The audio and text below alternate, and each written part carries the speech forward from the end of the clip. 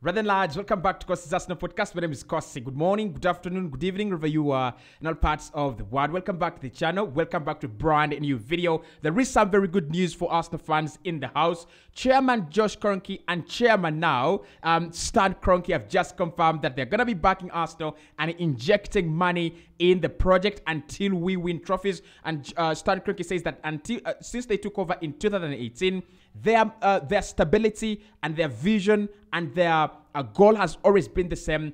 They want a stable club that is winning and competing at the top level every single year. We have had some changes in management, and what are those changes going to mean? That's what we're going to be discussing in this video. Hit the like button for me, subscribe to the podcast as well. This is the best place to be, for you to be as an Arsenal fan. I will be keeping you posted and related with whatever happens in the football world, especially with Arsenal Football Club. Right? Hit the like button for me. Let's get this video to 400 likes. And what do you think about the Kroenkes? Ever since they took over in 2018, Arsenal has been crippling a little bit. But in the last 3 years, from 2019, 2020, 2021, and 2022, they have actually done much better. They've been much better. They've been involved more in the club. They've been involved more in the transfer market. They've actually changed the management and the structure of governance at the club from worse to much better. Right now, we have a good sporting director. We have a good manager. We have a good head of football. We have a good chairman. And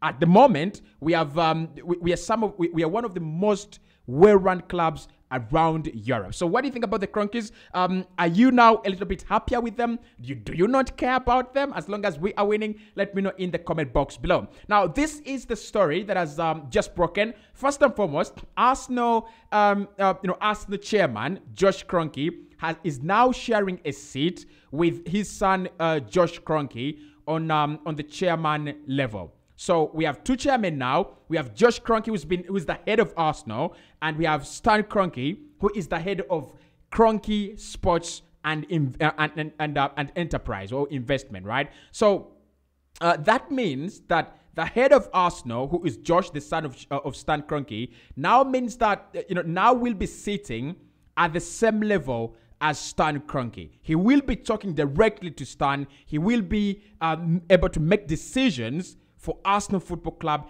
independently. This is quite very interesting, and this is quite very straightforward. So this is what Stan Kroenke said after that merger. This is what he said. He said this is just a simple evolution as part of us, all driving Arsenal forward, and further reaffirms our family's long-standing commitment to this football club. Stability in football has never been more important as we move past the pandemic, and we believe this is the perfect time to formalize these roles. He says our objectives and ambition will never waver to field teams that compete for trophies at the highest level and lead our club in a way that inspires our passionate fans all around the world. Supported by our director, Phil Harris, and together with our executive team, all our wonderful people, we have an incredible opportunity to build the values and traditions of Arsenal Football Club together. That is Arsenal's chairman, Stan Kroenke. Of course, they took over in 2018.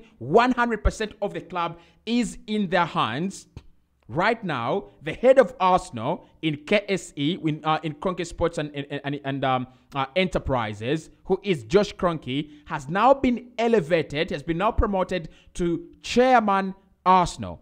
The chairman was Stan Kroenke, so now we have two chairmen. We have Josh Kroenke, who heads the club and oversees the everyday running of the club. He's the manager. He is the person who is responsible for Arsenal as a club in KSE. And now we have the father, who is the billionaire, who is the rich guy, Stan Kroenke, also sitting in that role as chairman. Now, what this means, this co-ownership, it means that, first and foremost, Josh Kroenke, who heads Arsenal, is up there. Now, one thing I'm really sure of is that maybe Josh Kroenke is not a big Arsenal fan. Maybe Josh Kroenke is not an Arsenal supporter. I'm not really sure about that, but I've never heard of him say he's an Arsenal supporter or he loved Arsenal from childhood. But one thing I believe is the Kroenkes never sold. The Kroenkes never even thought about selling because of Josh Kroenke. He told his father, We are not selling. We are going to stay here and we will make Arsenal a much better place. Remember the fiasco that happened in 2019-2020 when Daniel Ek was trying to buy the club. The likes of Dangote as well were trying to buy the club. And a couple of other offers were also flying around. And the Kroenkes were on the wall because there was the debacle and fiasco of the UEFA Super League. And there's also the fallout to the Super League. Everyone said the Kroenkes have got to go. If they want to take Arsenal in the UEFA, Super League, they've got to go. They need to go, right? But Josh Kroenke stood his ground and said, we're not going to sell. We're going to stay here and we're going to make Arsenal a much better place. And that is what they have done.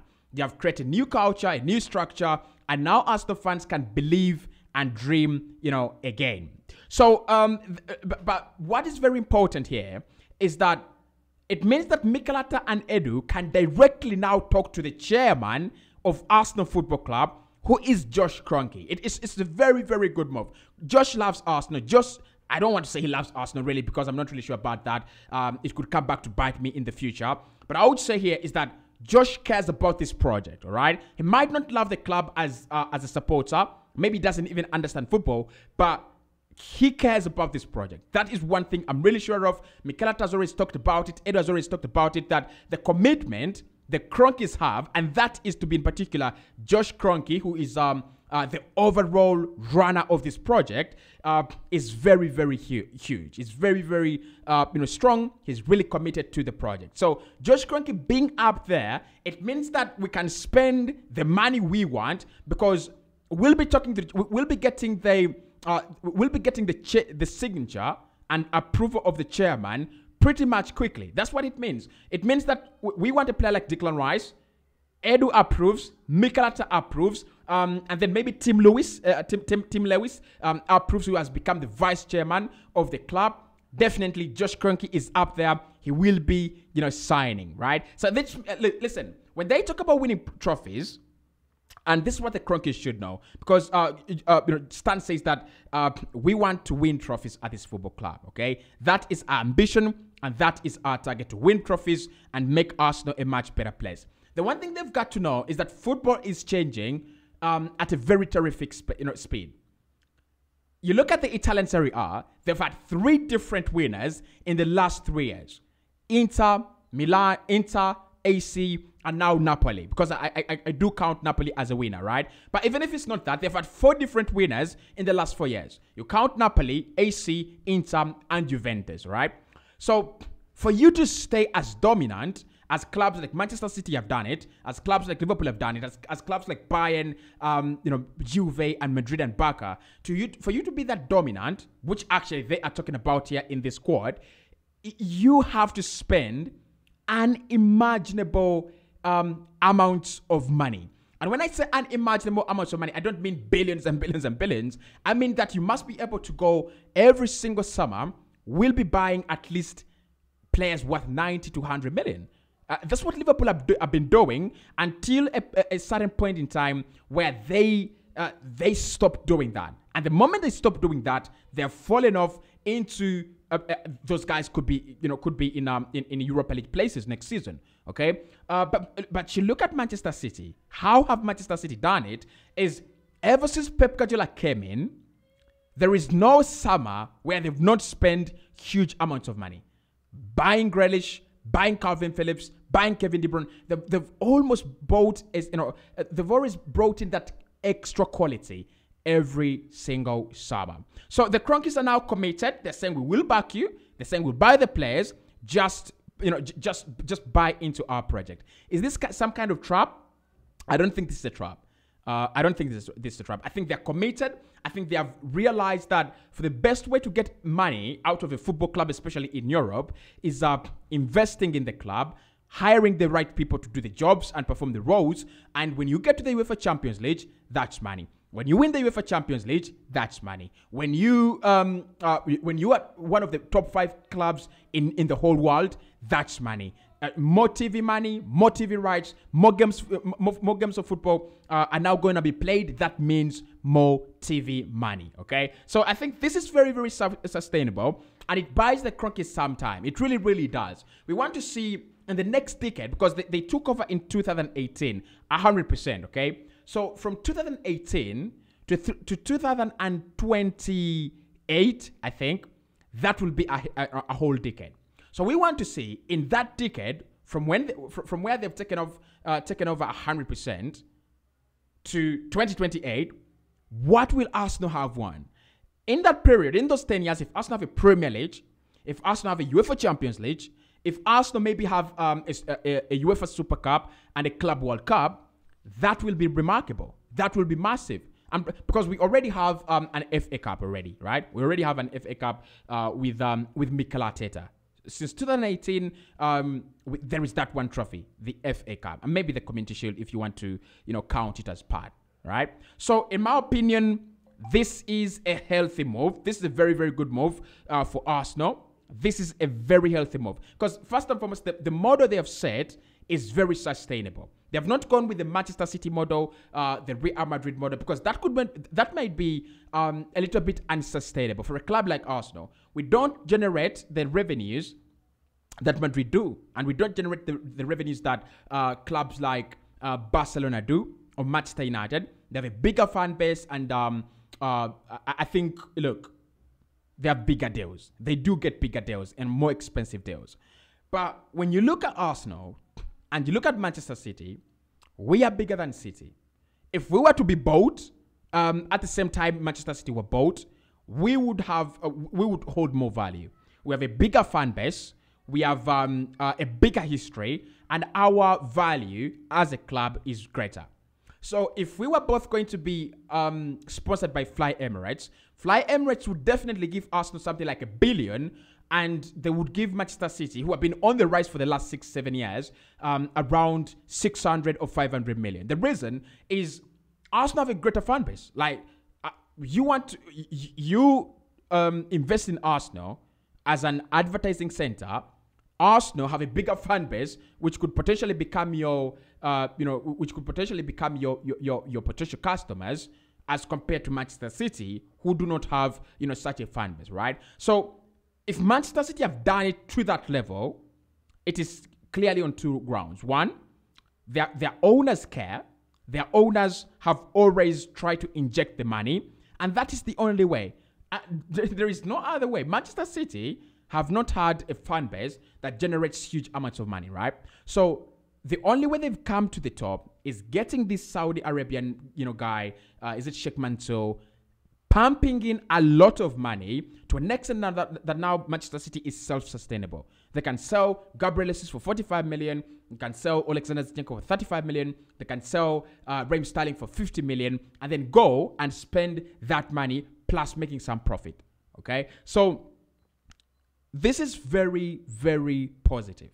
And I'm not want to be very, very deluded. I don't want to be very deluded. I think the Kroenkes have to prove to Arsenal very, very much.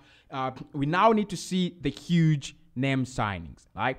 Everyone says you can't sign Jude Bellingham. Everyone says Arsenal are not yet at that level where you sign maybe Aurelien Tchouameni. Can we get to that level where we can sign Aurelien Tchouameni? Because right now Man City can sign anyone. They signed Haaland, and everybody said, oh, Arsenal are not yet at that level to sign Erling Haaland. So when do we get to that level?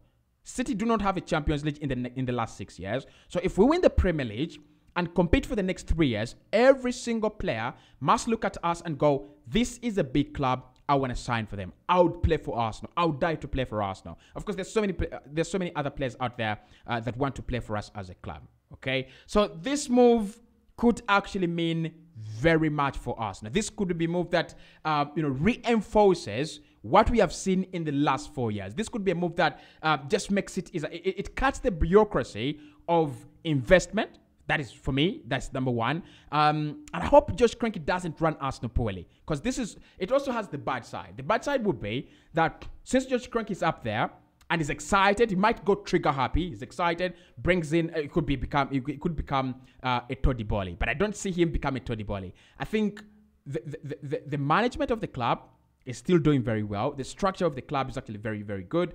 And we will continue being run well as a football club. I want your thoughts. I want your opinions about the Kroenkes, and whether you think Josh Kroenke, who heads Arsenal, going up to the co-chairman role, will actually mean that Arsenal now are more actually going to spend more money than we have actually been spending. To be honest, I think Josh Kroenke is younger, and when you talk to him about Arsenal, when you talk to him about football, I think it's more. There is a chance that he understands it more and understands it better than Stan Kroenke. That's for a fact. If you told Stan Kroenke that you want to buy Mikhailo Modric for 100 million, he would be going like, why? Why would you buy a player for 100 million? And I'm not saying that, we should waste the money. I'm trying to say that with Josh Kroenke on top of this Arsenal Football Club, on top of the hierarchy, there's some decisions that will not take us a lot of time to get done with. Just like, for example, waking up in the morning and we sign Victor Osimhen for 100 million. Because we need him, we are in the UEFA Champions League. We need a bigger squad and a much better squad and much better players. And we need a poacher as well. So I think it might be a little bit easier in releasing the money to the likes of Edu and Mikel Arteta than the father. But anyway, there is that reinforced commitment from the Kroenkes. They're saying we have done this to make sure that the commitment to this football club is actually reinforced, and we will continue backing you and trying to win the trophies. Do you believe them? If you don't, in the comment box below. If you do, hit the like button for me. See you soon.